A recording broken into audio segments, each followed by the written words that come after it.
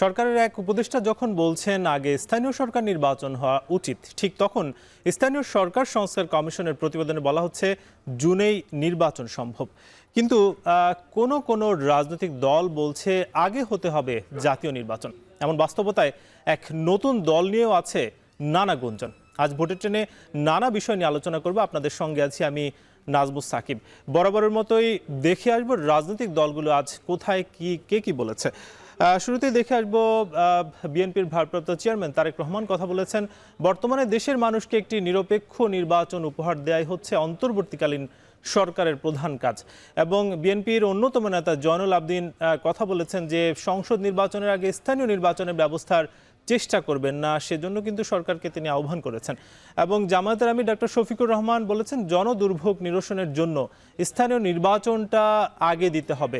এবং স্থানীয় সরকার সংস্কার কমিশন একটি প্রতিবেদন জমা দিয়েছে, যেখানে বলা হচ্ছে জুনের মধ্যে স্থানীয় সরকার নির্বাচন করা যেতে পারে। এসব বিষয় নিয়ে আমরা আজ আলোচনা করব এবং আমাদের সঙ্গে যুক্ত হবেন একজন অতিথিও। আজ আমাদের সঙ্গে যুক্ত আছেন জাতীয় নাগরিক কমিটির যুগ্ম সাধারণ সম্পাদক এস.এম. সাইফ মুস্তাফিজ। যুক্ত হচ্ছে তার সঙ্গে ভোটের ট্রেনে। স্বাগত সাইফ মুস্তাফিজ আপনাকে।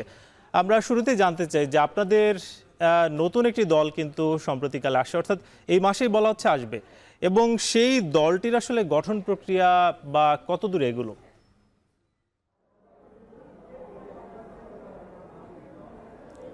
আমাদের যে প্রক্রিয়াতে আমরা আছি সেটা প্রায় শেষের দিকে।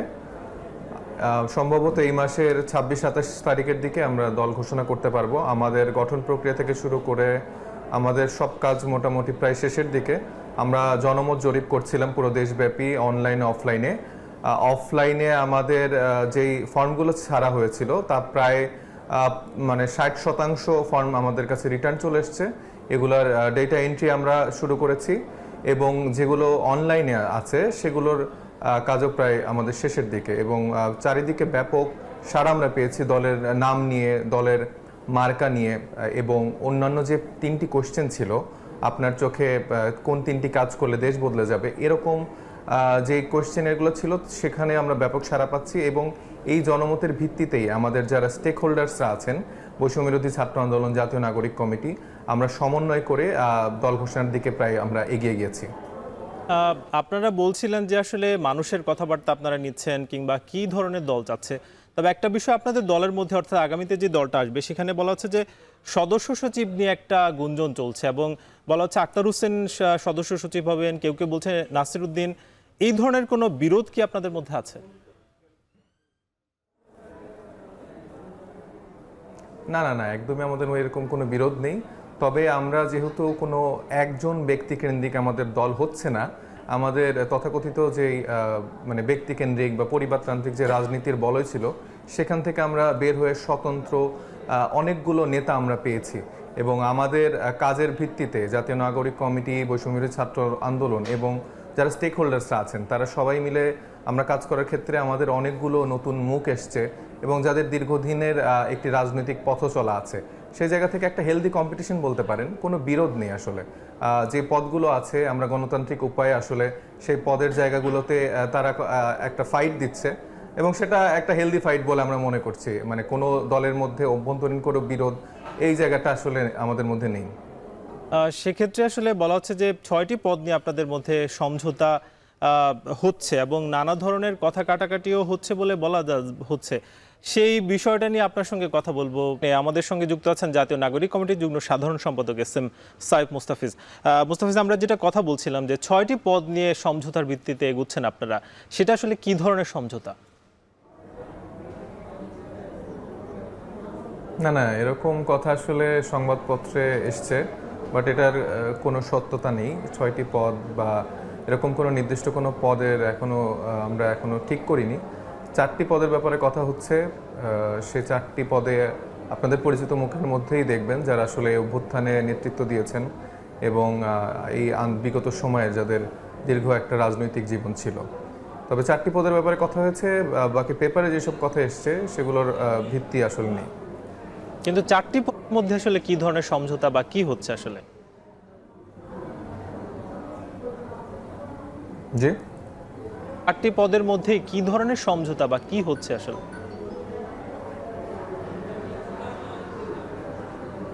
না, আমি বললামই তো, মানে সমঝোতার এখানে আসলে কিছু নেই। যোগ্যতার ভিত্তিতে এবং যারা কাজ করেছে এবং বিগত সময়ে যাদের রাজনৈতিক একটি পথ চলা ছিল এবং আমাদের বিভিন্ন আন্দোলন সংগ্রামে যে মানুষগুলো ভূমিকা রেখেছে এবং অভ্যুত্থানে আমাদের যারা সামনে থেকে জীবনের ঝুঁকি নিয়ে যারা আসলে নেতৃত্ব দিয়েছেন আমাদের এই নতুন বাংলাদেশের জন্য, সেই মানুষগুলোকে আসলে অগ্রাধিকার ভিত্তিতে একটি গণতান্ত্রিক প্রক্রিয়াতেই আমরা আসলে আমাদের নেতা নির্বাচন করছি। সেখানে আসলে সমঝোতা বা এই ব্যাপারগুলো নেই। একটা হেলদি কম্পিটিশন চলছে। এখানে বলেন আক্তার হোসেন, সার্জিস আলম, নাসিরউদ্দিন পাটোয়ারি, সামান্তা শারমিন, হাসনাত আবদুল্লাহ, হাসান মাসুদ, এরকম অনেকগুলো নাম এসছে যারা আসলে খুবই ক্যাপেবল, এবং এছাড়াও আরো অনেকগুলো নাম আসছে যাদের কিন্তু সাইদ ভাই, কাজের ভিত্তিতে একটা বিষয়ে শোনা যাচ্ছে যে ঢাকা বিশ্ববিদ্যালয়ের শিবিরের সাবেক অনেক নেতা আপনাদের এই দলে আসছেন, তো তাদেরও তো আসলে দল আছে, শিবির আছে, জামায়াত আছে, তারা আসলে জাতীয় নাগরিকের উপরে কেন আসছেন বা আগামী দিনের যে নতুন দলটা আসছে সেখানে কেন যুক্ত হচ্ছেন? আরেকবার একটু কোশ্চেনটা করেন, আমি শুনতে পাইনি। বলছিলাম যে শিবিরের সাবেক অনেক নেতা আপনাদের এই নতুন দলে আসছেন, সেটা আসলে তাদের যেহেতু আলাদা একটি প্ল্যাটফর্ম, আলাদা দল আছে, এই নতুন দলে কেন আসছেন তারা? দেখুন, জাতীয় নাগরিক কমিটি যখন গঠন করা হয় সেক্ষেত্রে কিন্তু মানে আলাদা করে মানে শিবির এনটিটি বা ছাত্রদল বা বিএনপি, জামাতে ইসলামী এরকম কোনো এনটিটি নিয়ে কিন্তু কেউ আমাদের দলে আসেনি।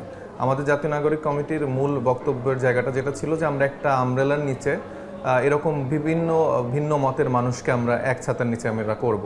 সেখানে যেমন সাবেক বিএনপির নেতাও আছেন, তেমনি জামাত ইসলামী বা শিবিরের নেতাও আছেন, আবার বামের যে দলগুলো আছে সেখান থেকেও রিপ্রেজেন্টেশন আছে, এবং বিভিন্ন মতের মানুষ। মানে আমার মনে হয় যে বাংলাদেশের স্বাধীনতার পরে এরকম এক ছাতার নিচে এতগুলো মানুষ কখনো এক হয়নি। সে জায়গা থেকে যারা সাবেক ছাত্র শিবির আছেন তারা কিন্তু তাদের ওই আগের এনটিটি ভুলেই নতুন বাংলাদেশ বিনির্মাণে আমাদের যে আইডিওলজিক্যাল জায়গা আছে, বাংলাদেশপন্থী যে আমাদের রাজনীতি, মধ্যমপন্থী যে রাজনীতি, সেটা বিলিভ করে কিন্তু তারা যুক্ত হয়েছেন, এবং আমাদের যে নতুন রাজনৈতিক দল সেটার জায়গাটাও আমাদের এই মধ্যমপন্থী অবস্থান, সেই জায়গাটার সাথে যারা ম্যাচ করতে পারে সকল দল বা বিভিন্ন জায়গা থেকে আপনাদের সঙ্গে যুক্ত হচ্ছে।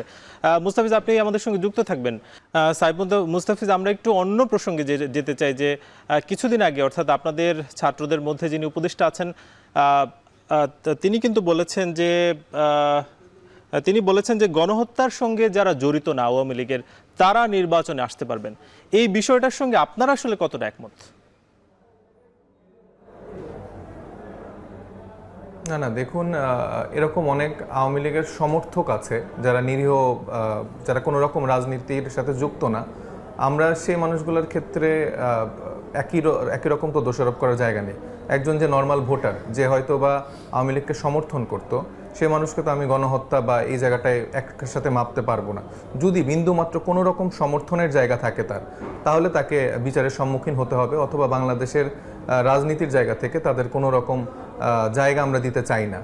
কারণ নতুন বাংলাদেশের জন্য যে মানুষগুলো প্রাণ দিয়েছে তাদের সাথে রক্তের বেইমানি করে আমরা জাতীয় নাগরিক কমিটি কোনো কাজ করতে পারবো না, এবং এই জায়গাটা আমাদের ভেরি ক্লিয়ার, আমরা এই জায়গাটা স্ট্যান্ডে।